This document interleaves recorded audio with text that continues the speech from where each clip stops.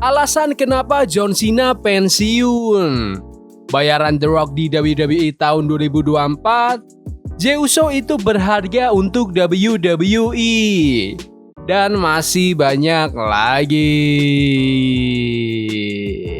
Selamat datang di Extra News, di mana kita akan bahas berita dan rumor terkini tentang WWE. Alasan kenapa John Cena pensiun. Sekarang John Cena cuma punya sisa sekitar 20-an lebih dikit kemunculan buat retirement tournya yang bakal selesai Desember tahun ini. Nah, pas ngobrol bareng ESPN, sang undisputed WWE Champion yang baru ini cerita soal motivasinya kenapa akhirnya mutusin buat pensiun. Cena bilang gini, kalau mau jadi hebat, hidup kamu tuh harus benar-benar dipenuhi sama ini semua. Bukan cuma sekedar sibuk, tapi kamu juga harus penasaran, passionate, terbuka, dan rendah hati. Aku ngebayangin aja, kalau kamu nggak 100% fokus, mau belajar dan total dalam latihan, ya nggak bakal berhasil. Karena aku ngerasa makin kesini, aku kayak makin jarang latihan, makin dikit main, dan ya dipakai seperlunya aja. Cena lanjut, pas kamu mau pensiun, seharusnya kamu bangun energi besar itu buat dikasih ke generasi berikutnya. Itu siklus hidup di dunia sports entertainment. Kalau kamu pensiun masih bawa energi itu, sama aja ngerampok bisnis ini. Aku bolak-balik pikir, aku udah berapa lama ya nggak menang match? Minggu depan aku 48 tahun, jadi aku ngerasa udah waktunya nih. Dari situ aku mulai mikir, aku mau banget ngadain farewell tour. Kalau kamu ingat, tahun terakhir Cena full time di WWE itu tahun 2017. Habis itu, dia lebih fokus ke project luar kayak acting dan lain-lain. Sejak saat itu, dia sempat kalah lawan Jey Uso, Roman Reigns, Austin Theory, The Fiend, sama Solo Sikoa. Nah, si Jey Uso ini juga yang akhirnya menang Royal Rumble tahun ini gara-gara ngeeliminasi Cena. Tapi kabar baiknya, hoki Cena belakangan ini lagi balik.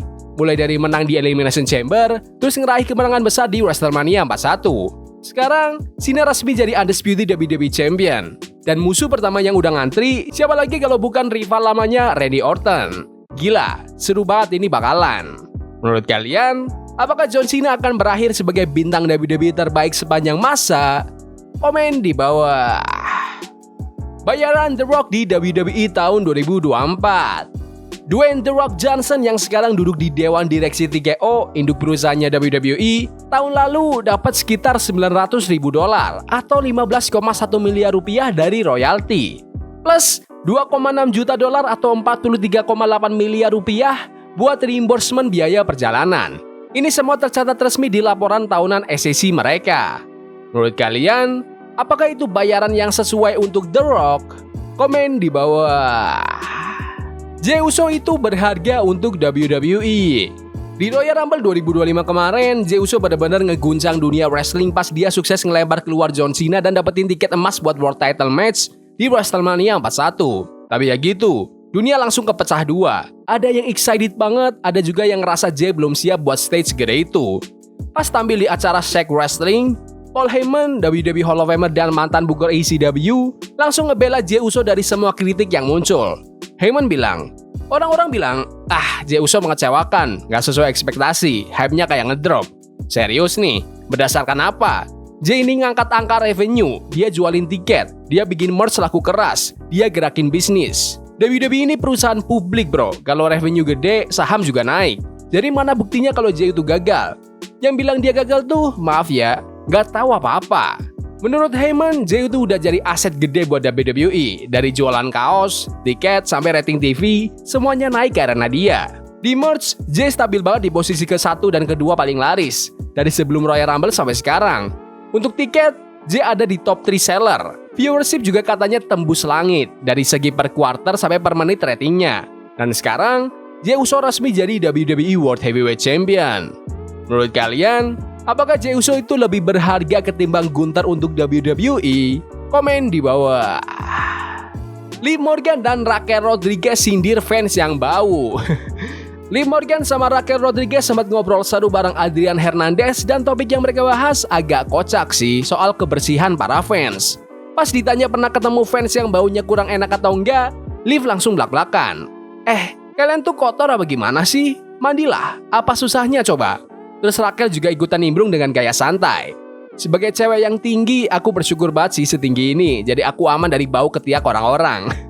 Obrolan ini benar-benar bawa suasana fun di tengah kesibukan WrestleMania Week kemarin. Menurut kalian, Apakah kebanyakan fans WWE itu jarang mandi atau itu cuma fans yang jorok aja? Komen di bawah. Alasan kenapa Seth Rollins bisa relevan terus di WWE. Seth Rollins sempat tampil di WWE World dan dia buka-bukaan soal tantangan terbesar dalam karirnya. Gimana caranya terus reinvent dirinya selama bertahun-tahun di WWE. Seth bilang, salah satu alasan dia terus berubah itu karena dia bisa ngerasain sendiri kapan waktunya butuh sesuatu yang fresh. Ya aku juga bosan bro, jujur aja. Tapi kamu bisa ngerasain kok, ada feeling tertentu setelah bertahun-tahun ngejalanin ini. Bukan semata-mata bosan sih, lebih ke vibe kayak, wah kayaknya aku harus bawa sesuatu yang baru nih. Mau ubah gaya, ubah tone, mau ubah cara interaksi sama karakter lain, atau sama penonton juga, kata Rollins. Saya cerita, proses perubahan itu tuh penuh dengan trial dan error. Kadang kamu harus ambil risiko dan gaspol. Awalnya ya coba-coba aja, lempar ide apa aja yang kira-kira cocok, terus ya komit aja. Lihat deh reaksi orang kayak gimana. Lagu Intrensiku itu contoh paling nyata. Awalnya aku nggak pernah nyangka bakal segila itu responsnya. Sekarang orang-orang tiap malam nyanyi lagu itu kayak konser. Bertahun-tahun setelah pertama kali dipakai. Aku dulu mikirnya cuma ini lagu keren aja gitu. Nggak nyangka sampai segininya. Dia juga bilang, interaksi sama penonton itu bener-bener nentuin gimana karakter dia berkembang. Karakter gue ini sebenarnya awalnya tuh villain bro, tapi lama-lama karakternya kayak punya nyawa sendiri. Dan itu bukan karena aku doang, tapi karena kalian juga yang ngerespon beda. Jadi sekarang, kita udah di fase yang beda. Ini kayak sinergi antara performer sama fans. Aku suka banget proses ini, kolaboratif, seni bareng-bareng buat hasilin yang terbaik. Akhirnya, Seth nutup dengan bilang kalau dorongan buat terus improve itulah yang bikin dia tetap semangat tiap tahun. Ini yang bikin aku harus ngadepin kelemahanku sendiri. Terus ngerjain gimana caranya biar lebih baik, lebih fresh dan terus berkembang tiap tahun di WWE. Menurut kalian, apakah Seth Rollins itu salah satu karakter paling unik di WWE? Komen di bawah. Trick Williams incar gelar TNA milik Joe Hendry. Joe Hendry baru aja sukses mempertahankan gelar TNA World Championship di Rebellion hari ini. Tapi habis menang, dia langsung dibegal Trick Williams yang tiba-tiba muncul dan ngasih serangan brutal. Di match itu, Hendry lagi bener-bener berjuang keras lawan Frankie Kazarian sama Ethan Page dari NXT di match Triple Threat.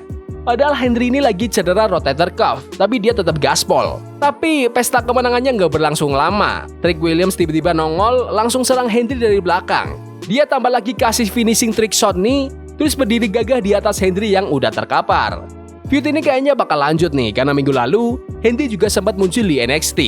Ada kemungkinan besar bakal dibahas lagi di Impact minggu ini. Menurut kalian, apakah Trick Williams perlu rebut gelar TNA dari Joe Hendry? Komen di bawah. Indy Hartwell resmi masuk ke TNA. Di acara berbayar TNA Rebellion 2025 hari ini, mantan bintang WWE Indy Hartwell resmi gabung ke divisi Knockouts.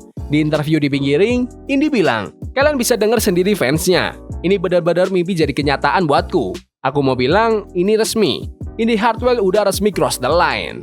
Menurut kalian, apakah Indy Hartwell lebih cocok di TNA daripada WWE? Komen di bawah. Yaudah gitu aja video berita hari ini. Jangan lupa like dan subscribe ke channel ini, karena aku pengen 15.000 subscriber di bulan ini. Tolong bantu. Yes boy, see you. Love is a game we play incognito.